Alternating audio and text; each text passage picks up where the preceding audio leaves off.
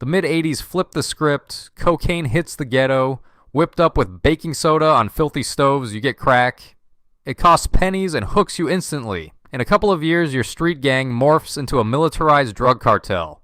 Your corner pulls in tens of thousands in straight cash a day. You're 19, slinging rock to your neighbors, single moms, and former teachers. To you, they're just zombies, fuel for your empire. You cop a heavy gold chain and a pager. You're pushing a fresh 64 Impala on switches. You're caked up, but you're a prisoner. You can't leave your hood without fear of catching a bullet. Your kingdom is just 4 spit-stained blocks. When the competition in red taxes your corner, the OGs decide to teach them a lesson. It's time for a drive-by. 4 shooters in a hot sedan. The car reeks of sweat and dread. Under a dim street lamp, 3 dudes in red jackets are posted up. You roll down the window, pull your MAC-10, and scream to hit the gas. Hot brass flies in your face. The deafening roar leaves your ears ringing. Somebody drops. The whole thing took exactly 6 seconds. You torch the whip in an industrial zone. The morning news says a teenager was gunned down. Was he in a gang? Was it your bullet? You'll never know. But on the block, you're a hero now. You're officially a shooter. The war is 24/7. You communicate through hand signs. If an enemy sign gets flashed at you, you drop face first in the dirt immediately because the air is going to be thick with lead. Then there's the sea walk. A ritualistic, mocking stomp where you spell out your set on the pavement over a dead op. Hit that dance in the wrong hood, and you sign your own death warrant. But the Reds are just the competition. The real enemy carries a badge. The anti-gang crash unit is the most heavily armed gang of all.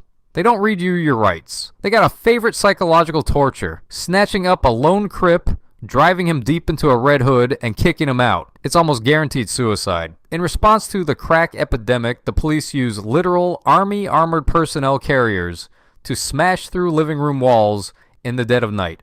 You're 23. Your luck runs out. The pigs find a strap with filed off serial numbers and half a pound of hard in your trunk. The sentence, 5 years in San Quentin. This ain't a correctional facility, it's gladiator school. Inside, the rules are savage. It's a race war. Your status as a street OG means nothing if you don't know how to grip a shank melted down from a toothbrush.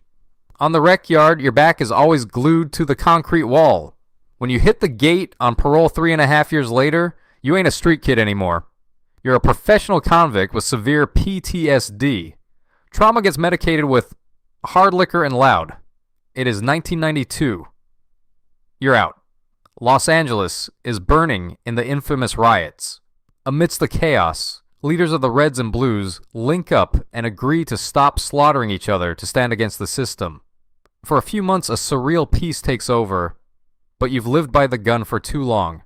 Behind every smile is the memory of a murdered brother. The truce crumbles fast. Fast forward to 1994. You're 29.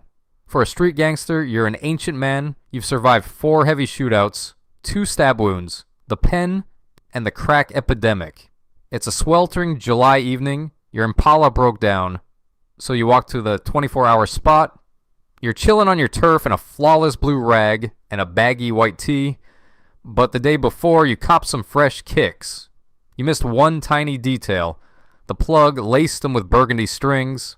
Too dark to be bright red, but in the dim streetlight, it's a death sentence. A 14-year-old kid starts tailing you. A young blood from your own set trying to prove he's a savage. He's dusted on narcotics, projecting terrifying paranoia. In his pocket rests a cheap .22 caliber revolver. He sees you from behind. Blue rag, but red laces. His poisoned mind puts the puzzle together wrong. It's an op disguised as one of us. The new generation doesn't respect the code. They shoot you in the back. The lil homie creeps up, shuts his eyes, and squeezes the trigger. Pop. A small caliber gunshot sounds pathetic, but in real life, it catches you right at the base of your neck. The blade ricochets off your spine and turns your spinal cord into mush. You drop to the asphalt like a sack of bricks. Instantly paralyzed. You're conscious, but your body is a corpse. The kid runs up to finish the job and sees your face. The OG who taught him how to shoot. The shorty screams in animal terror, drops the piece in your blood, and vanishes. You're lying on the concrete. There's no pain, just a creeping, numbing cold.